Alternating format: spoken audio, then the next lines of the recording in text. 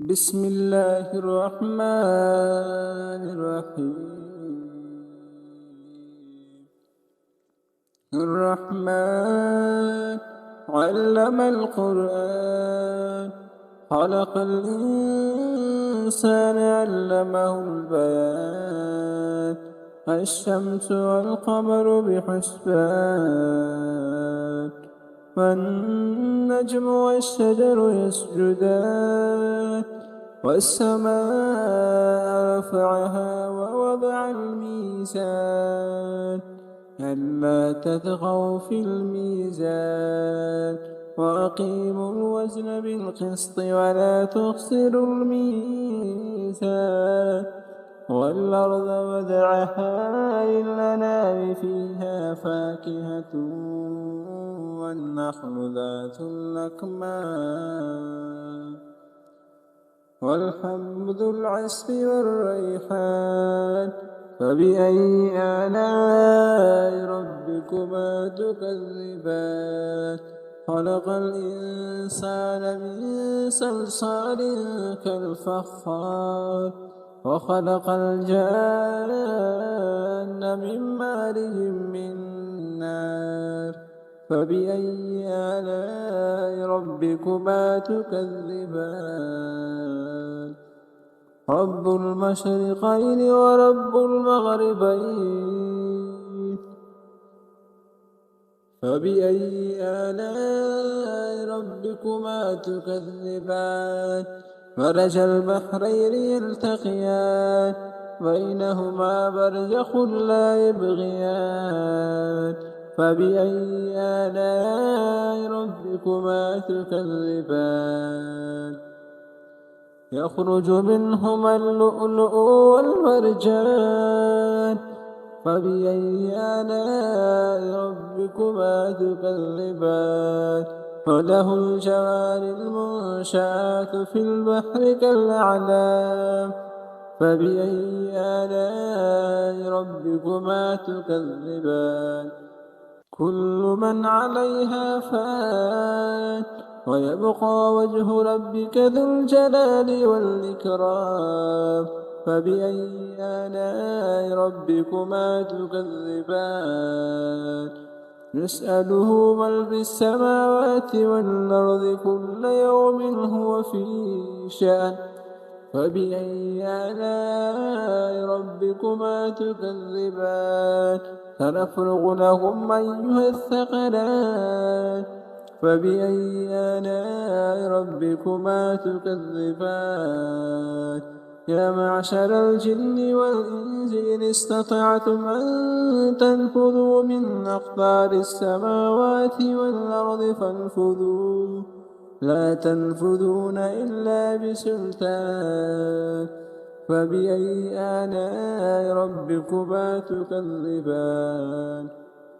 يرسل عليكما شواظ من نار ونحاس فلا تنتصران. فبأي آلاء ربكما تكذبان؟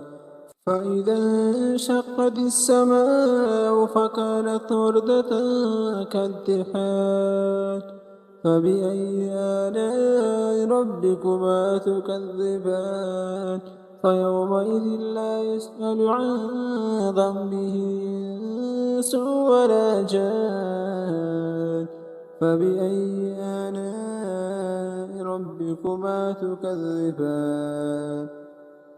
يعرف المجرمون بسيماهم فيؤخذ بالنواسي والأقدام. فبأي آلاء ربكما تكذبان؟ هذه جهنم التي يكذب بها المجرمون، يطوفون بين وبين حميم آن. فبأي آلاء ربكما تكذبان؟ ولمن خاف مقام ربه جنتان. فبأي آلاء ربكما تكذبان؟ ذواتا أفنان. فبأي آلاء ربكما تكذبان؟